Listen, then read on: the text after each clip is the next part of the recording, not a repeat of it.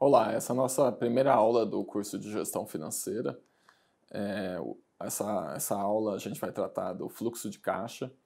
A gente vai começar um tijolinho de cada vez para ir construindo um conhecimento ao longo da disciplina, tá? Então, essa primeira aula eu vou apresentar para vocês um fluxo de caixa inicialmente de uma loja de roupas. Não é aplicado ao agronegócio nesse primeiro momento, só para vocês terem clareza de uma situação mais simples, tá? Porque do agronegócio a gente vai tratar um pouquinho mais para frente, mas é uma situação mais complexa, com mais variáveis. Então a gente vai começar nessa primeira aula com uma loja de roupa só pelo fato de ser mais simples de olhar para a dinâmica do negócio, ok? Então eu trouxe aqui um gráfico para vocês, por isso que eu estou dizendo que uma loja de roupa é mais simples, tá? Olhem aqui, por favor, nessa linha em laranja. Essa linha em laranja, ela mostra que ao longo de todos os meses do ano, de janeiro até dezembro, as despesas desse negócio, que é a loja de roupa, são fixas em R$30.000. É claro que numa loja real, não necessariamente vai ser exatamente R$30.000 todo ano, todo mês, né? Mas é bem razoável a gente pensar numa estrutura de despesas relativamente constante, relativamente fixa ao longo de todo o ano, num empreendimento como uma loja de roupa, né? Porque a loja de roupa ela tem um determinado número de funcionários, ela paga impostos, ela paga energia elétrica, aluguel, né? Então, por isso que nesse momento que eu quero tratar de uma despesa, uma estrutura de despesa fixa ao longo do ano, que eu estou trazendo o exemplo da loja de roupas, tá? No caso de uma fazenda, por exemplo, como tem períodos que se contrata mais mão de obra ou se paga mais energia elétrica, dependendo da irrigação, por exemplo, aí essa despesa não é fixa, tá? Já complica um pouco mais a análise, a gente vai tratar disso um pouquinho mais para frente. Bom, então esse exemplo inicial aqui mostra uma loja de roupas que tem uma estrutura de receitas e de gastos ao longo do ano. As barras em azul nos mostram as receitas dessa loja, o faturamento dessa loja em cada mês do ano. E, como eu disse para vocês, as despesas estão fixas em R$30.000 por mês. Nessas barras, por exemplo, janeiro, fevereiro, por exemplo, janeiro e fevereiro, em que as barras de receita estão menores do que as de despesa, nesses meses o estabelecimento fechou com uma margem negativa, né? Ela teve uma despesa maior do que o seu faturamento. Então, a despesa que foi R$30.000 em janeiro, R$20.000 de faturamento, de vendas, né? No mesmo mês, então um prejuízo aí de R$10.000. Um prejuízo de R$5.000 em fevereiro. Em março ficou no 0 a 0, porque despesas e receitas coincidem em R$30.000. E todas essas barras aqui para frente, exceto outubro, em que as barrinhas azuis estão acima dos R$30.000 de despesa, essa margem aqui configura o lucro desse estabelecimento, né? A margem positiva.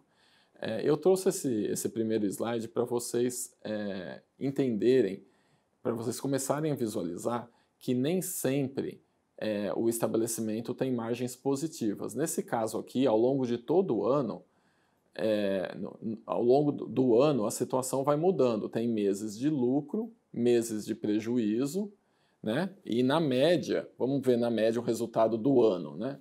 O gasto a cada mês foi de R$30.000.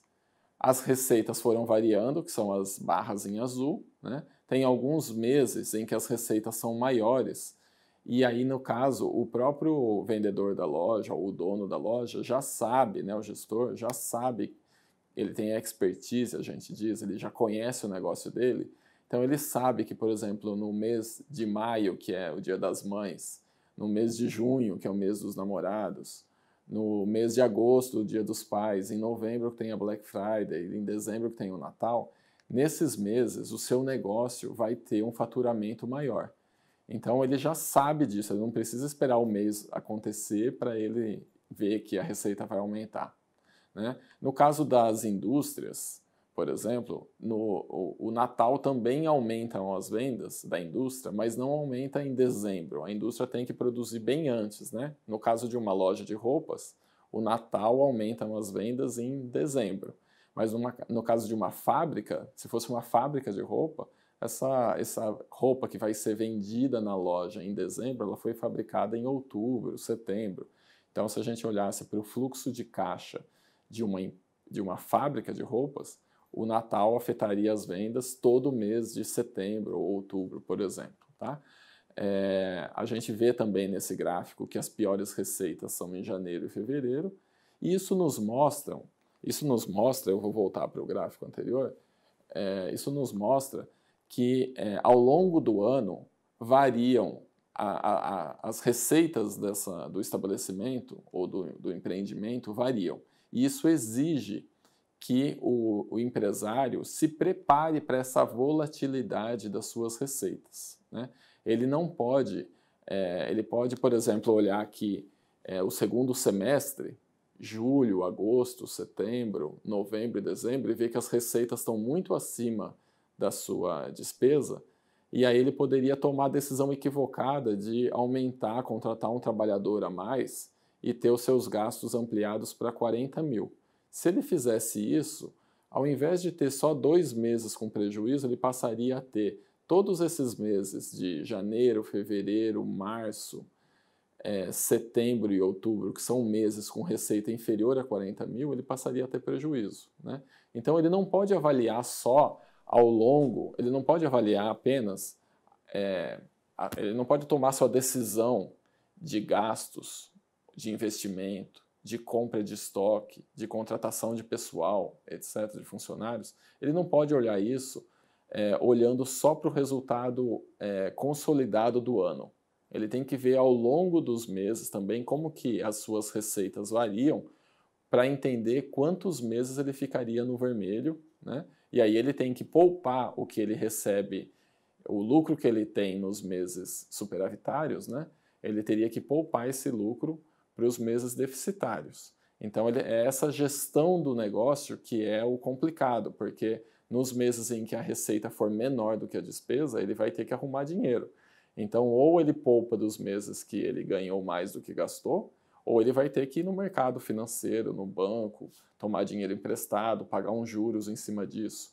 Então, essa desorganização quanto ao fluxo de receitas e despesas, que é o que a gente chama fluxo de caixa, essa desorganização pode fazer com que um negócio que pareça ser lucrativo e embora seja até lucrativo quando a gente olha no ano como um todo, no consolidado, esse desarranjo em alguns meses obriga o empresário a se endividar, a entrar numa dinâmica de pagamento de juros e de amortização de dívida, que no final do ano torna o negócio dele deficitário ou dando prejuízo. Então, qual que é o resultado anual desse estabelecimento? Ele teve receita anual de R$ 485 mil, que a gente chega nesse valor somando os valores de todas as barras azuis, ok?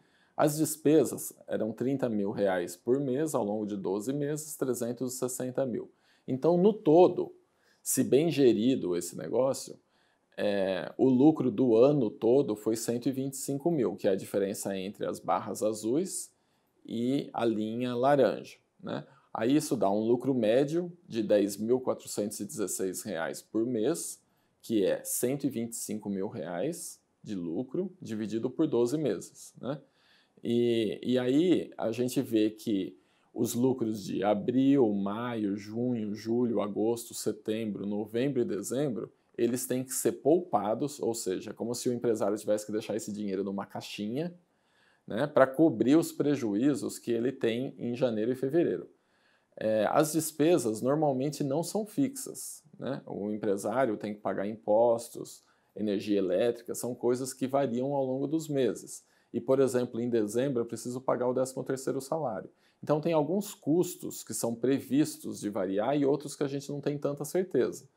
Então, isso tudo traz uma insegurança e um risco para a atividade que a gente vai discutir ao longo das demais aulas. Tá? O objetivo dessa aula era apresentar para vocês inicialmente o que é o fluxo de caixa, receitas, que no caso apresentei em barras azuis, e despesas em amarelo, laranja, e mostrar que não necessariamente um negócio que tem lucro no consolidado do ano, ele é um negócio fácil de administrar. É preciso garantir que mês a mês o fluxo de caixa seja positivo, ou que o empresário tenha recursos próprios, preferencialmente, para cobrir os meses negativos e evitar que ele recorra ao endividamento excessivo. Até a próxima aula.